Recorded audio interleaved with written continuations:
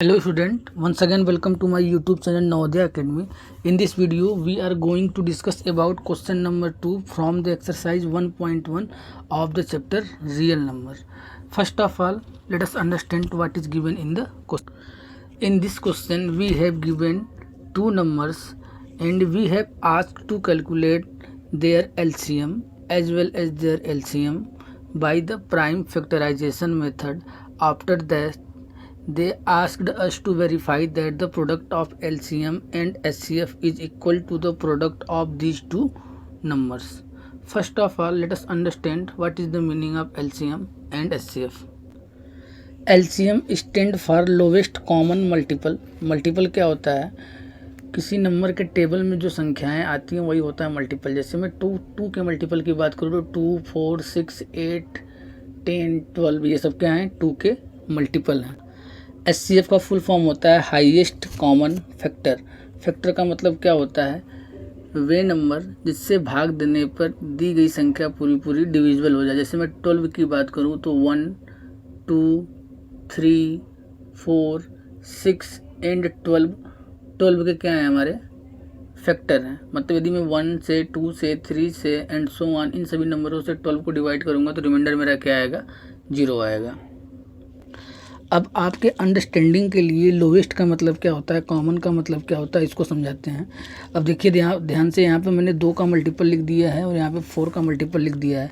यदि आप ध्यान से देखिए तो ये 2 और 4 के मल्टीपल में ये मेरा पहला नंबर 4 कॉमन आ रहा है. इसके बाद यदि आप प्रोसीड करेंगे तो आपको 8 भी कॉमन दिखाई दे रहा होगा. इसके बाद और आगे प्रोसीड करेंगे तो आपको यहाँ पर 12 दिखाई दे रहा है और उसके आगे 16. ये सभी नंबर हमारे क्या हैं? 2 और 4 के कॉमन मल्टीपल हैं. क्या है? Common multiple. इन सभी मल्टीपल में सबसे छोटा वाला कॉमन मल्टीपल क्या है? 4 है. इसीलिए इसका हमारा एलसीएम क्या हो गया? 4 हो गया.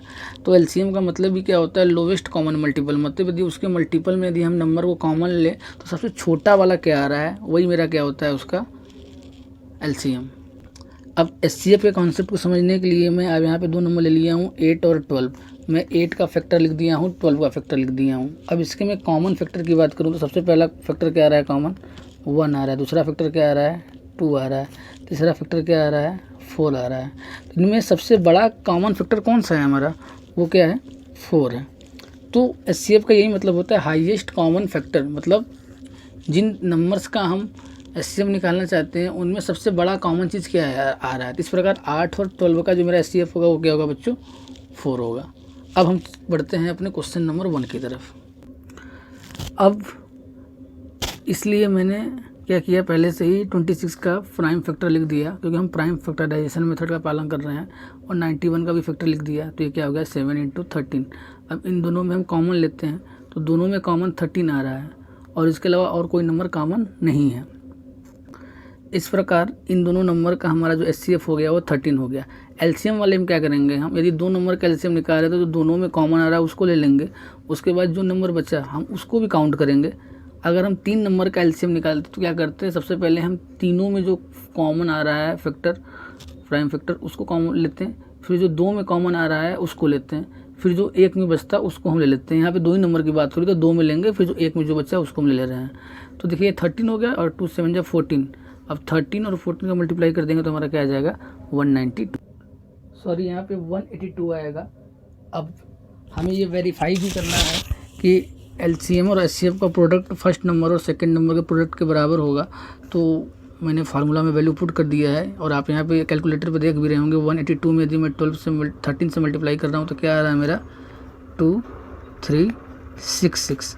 अब वैसे ही हम फर्स्ट नंबर और सेकंड नंबर का भी मल्टीप्लिकेशन कर देते हैं तो यहाँ से हमें क्या प्राप्त हो रहा है? 2366.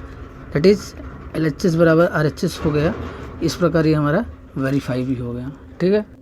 तो सेकंड पार्ट में हमें नंबर दिया हुआ है 510 एंड 92. तो 510 के लास्ट में हमारा 0 आ रहा है. दैट इज़ ये इवन नंबर है इसलिए हमने इसको 2 से काट दिया तो हमारा क्या आ गया? 255. और इसके लास्ट में 5 आ रहा है. दैट मीन्स ये 5 से डिविजिबल होगा तो 5 से काट दिए तो कितना आ गया? 51 आ गया. और यदि किसी नंबर में जो मेरे डिजिट आ रहे हैं यदि उनको हम ऐड करें और ऐड करने के बाद वो 3 से डिविजिबल होता है तो नंबर 3 से डिविजिबल होता है. तो इन दोनों को ऐड किए तो हमारा 6 आ रहा है और 6 3 से डिविजिबल होता है, दैट मीन्स ये नंबर भी 3 से डिविजिबल होगा, तो इसको 3 से डिवाइड करने पे 17 आ गया। अब 17 एक प्राइम नंबर है तो 17 से ही डिविजिबल होगा, इसलिए मैंने इसको 17 से कट कर दिया है। इसी प्रकार 92 इवन नंबर है, इसलिए 2 से कट किया तो 46 हमें प्राप्त हुआ। ये फिर अगेन इवन नंबर है, फिर 2 से इसको हम क्या किए, कैंसिल किए तो 23 प्राप्त हुआ।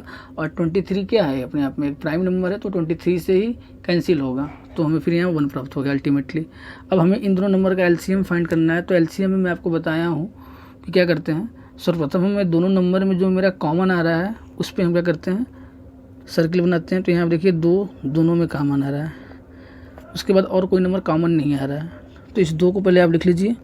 उसके बाद जो बच्चा नंबर है उसको आप लीजिए, ये 2 ले लीजिए, ये 3 ले लीजिए, ये वाला 5, फिर 17 एंड 23। अब इनका मल्टीप्लाई कर दीजिए।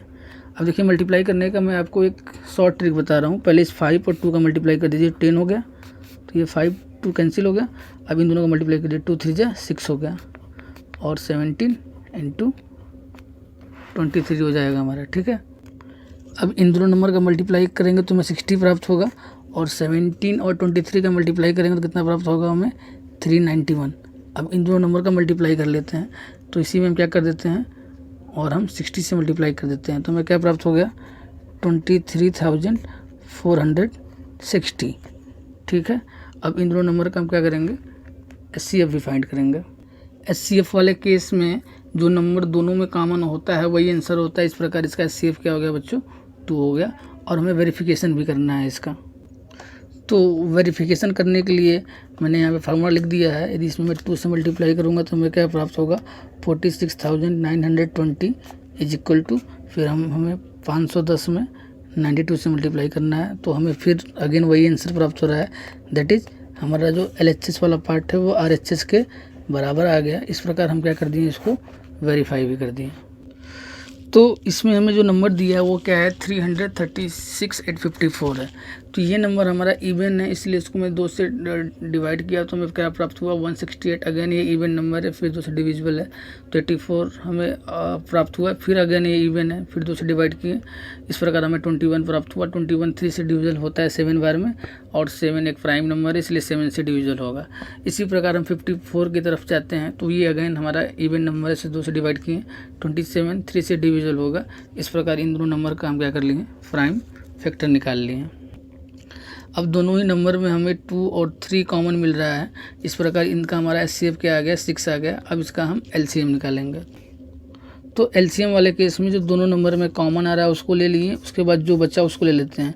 तो 3 तो 2 बचा है तो तीनों 2 को ले लेंगे, फिर एक 7 बचा है उस 7 को ले लेंगे, फिर यहाँ पे 3 बच रहा है तो उस 3 को भी ले लेंगे। अब मल्टीप्लाई कर देंगे तो कितना हो जाएगा हमारा, 2 3 6, 2 3 जा 6, और ये 2 2 जा 4, 4 2 जा 8 हो जाएगा, और ये 3 3 जा 9, 9 7 जा 63, तो ये 63 हो गया।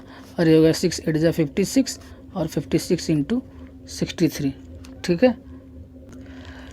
सॉरी यहाँ पे मेरा 48 आएगा, और 48 को 63 से मल्टीप्लाई करेंगे तो हमें क्या प्राप्त हो गया, 3024। अब इसका हमें वेरिफिकेशन भी करना है। तो वेरिफिकेशन करने के लिए हमने लिख दिया फार्मूला, और यहाँ पे वैल्यू पुट कर दिया। अब इन दोनों नंबर का मल्टीप्लाई करेंगे तो हमें क्या प्राप्त होगा, 18,144। और इसी प्रकार से इन दोनों का भी मल्टीप्लाई करेंगे तो हमें क्या प्राप्त होगा, 18,144। इस प्रकार हमारा जो लेफ्ट हैंड साइड है वो राइट हैंड साइड के बराबर आ गया।